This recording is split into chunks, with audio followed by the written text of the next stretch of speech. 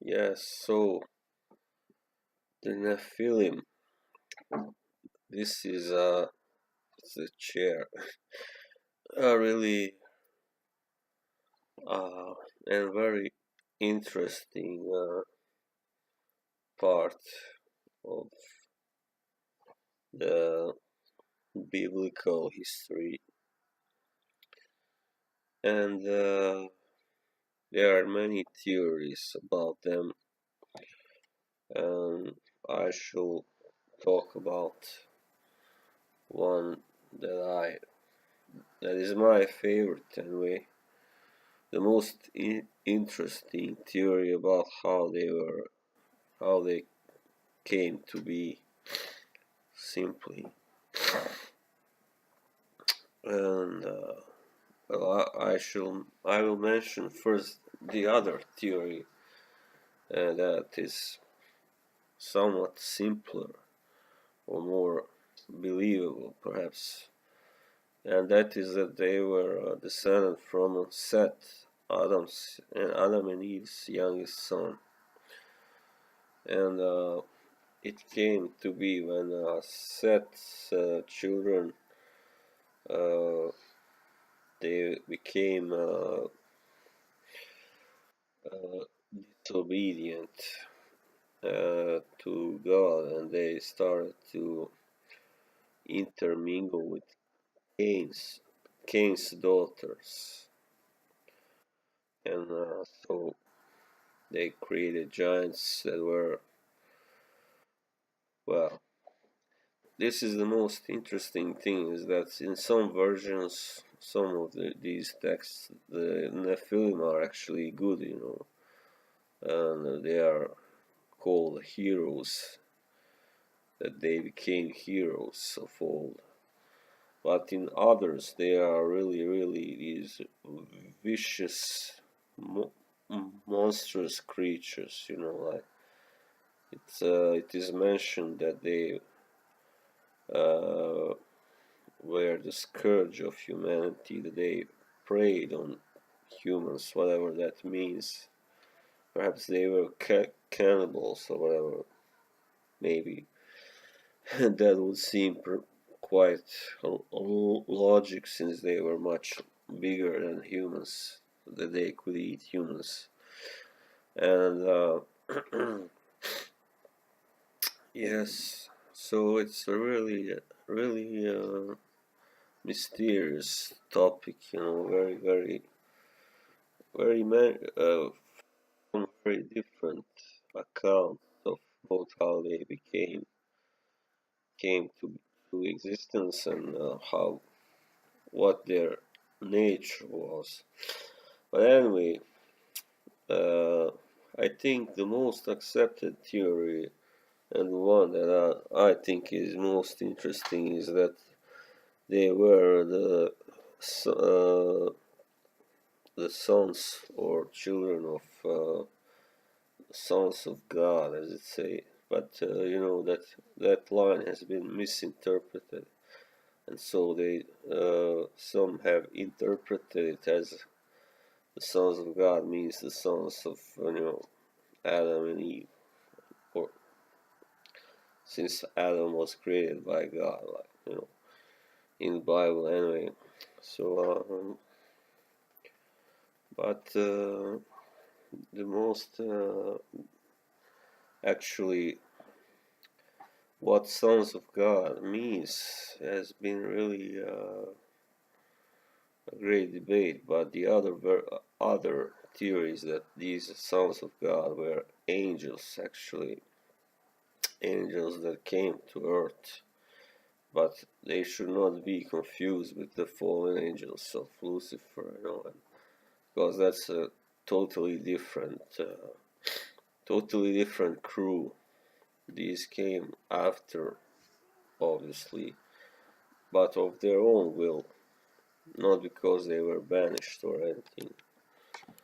And it is written that when men began to multiply on earth, that it was then these angels who were called watchers or uh, egregore in Greek or Grigori in Slavic, that they saw the beauty of the mortal women, and then they became consumed with lust, and that therefore they decided to descend down to earth to mate with them, uh, or to say it more bluntly, fornicate with them, because it is clear that this act was condemned by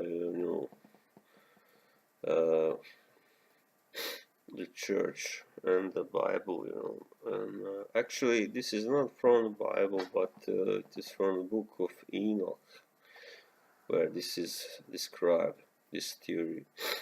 But I imagine that may be the main reason why the book of Enoch was not included in the Bible, because they couldn't accept that the notion that angels could have carnal cravings of the flesh, because they are supposed to be just spiritual, like spirits, not flesh made. That is anyway a really fascinating theory that has really, when I first found out about it, when I first read about it, must have been like 3-4 years ago. I was really fascinated, and I was totally blown away that something like that actually could have happened. Anyway, I'm not saying it, of course. Nobody knows whether it really happened, but anyway, the possibility is quite, the whole premise is really incredible and exciting. And, well, that may be the explanation of, I see it actually as a kind of proof that, this theory that man was created not from the ape but from aliens, actually. Well, this might be really that it's just my view on it, but that these aliens are actually the angels of the Book of Enoch, who came to Earth from the sky or whatever, from the stars, I don't know, and that they created a whole race of giants. Yes, and their leader, yeah, they descended on the mountain Hermon, which is today in Syria, but part of it lies in Israel also. They descended there, and their leader was called Semyaza, and they made an oath that they would all mate with women, and so and it is said that they were chained by God because they started to teach people these arts that they were not supposed to teach them, that people were supposed to find out, discover by themselves, but later, not yet. It was God's intention, that they should eventually, gradually begin to learn about all this, about medicine and astrology and chemistry, warfare, all that. But it is said these watchers that they taught people all this, and yeah, perhaps the most famous of them. His name has been really used in a lot of, fiction, fantasy, literature, and movies and all.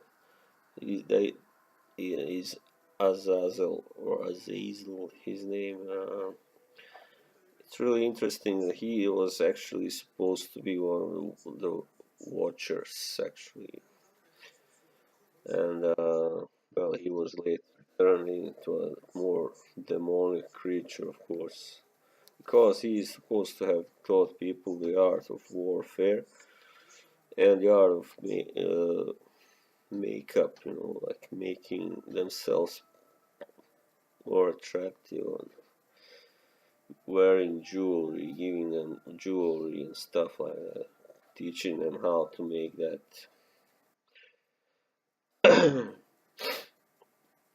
And as punishment for all this, God, it said that God chained them under the ground, in this valley of judgment, and they were to remain there, remain there for like how much was it? Let's see, for 70, yeah, it was 70 generations of men. Uh, while the Nephilim, to come back to them, they were actually, it is said, anyway, that they were destroyed by the flood, the great flood, from which Noah and his family only escaped. That's why the God, sent the big flood, because they couldn't be controlled, they couldn't be uh, subjugated any other way. Yeah, well, some say that even Noah himself was a giant, but that may only be it may only mean that he was really great size, that not that he was a Nephilim. So, uh, let me just see if I forgot anything. Yeah, yeah, it was like the Nephilim were the offspring of the, yeah, sons of God and daughters of men before the deluge, whatever. And so they were really, really, really huge. And uh, this is a great subject, and one that you know, hasn't really been explored enough, I think, or hasn't really been explained. Not many have really gotten to the bottom of it. And one more thing is that these Nephilim, actually, I believe that they were ones who built the Egyptian pyramids, because if you look at it, how massive these pyramids were, how big are, how high, there is no way that normal human beings could have, you know, made this. They used like big, heavy, massive blocks that were like 2 ton heavy, and 2, 3 ton, and the height of the pyramids. It's just obvious that they couldn't been built by human, mortals.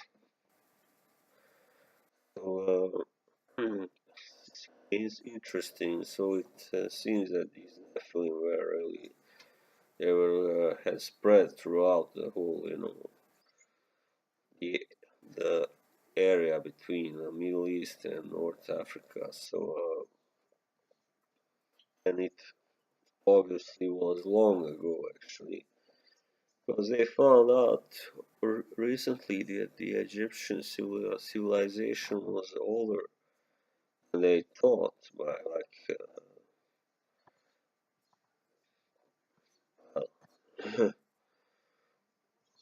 by like 5, 10,000 years or something. Uh,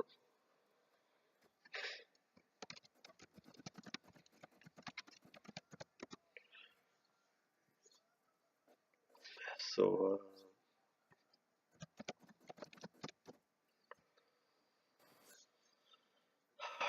yeah, 10,000 years. Yeah, they're saying so. I don't know like when all these pyramids were built. So, but it's obvious that they must have been built by some kind of giants. So perhaps this must have been before the Great Flood. Yeah. The thing is, we don't know exactly when all that stuff happened with the Great Flood, and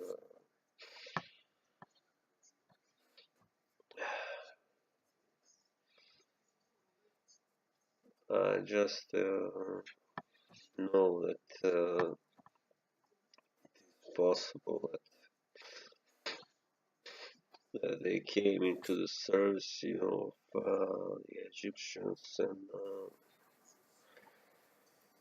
who knows, we may find out another secret soon enough that may rock our minds, and it wouldn't surprise me if they really stood, but behind the whole Egyptian civilization, who knows? It's impossible. But this was all I had to say for now. So, yeah, keep stay focused.